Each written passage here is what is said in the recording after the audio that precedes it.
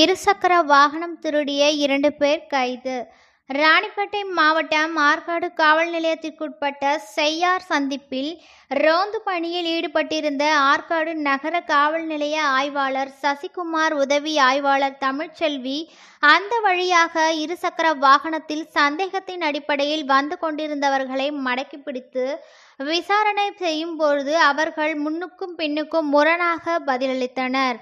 சந்தேகமடைந்த காவல்துறையினர் இருவரையும் காவல் நிலையத்திற்கு அழைத்து சென்று விசாரணை செய்தபோது இருவரும் சோளிங்கர் அருகில் உள்ள நீலகண்டராம்பேட்டை பகுதியைச் சேர்ந்த விஜி என்கின்ற விஜயகுமார் 27, தந்தை பெயர் வெங்கடேசன், மற்றொருவர் தினேஷ்குமார், வயது 42, தந்தை பெயர் சுஜித்குமார்.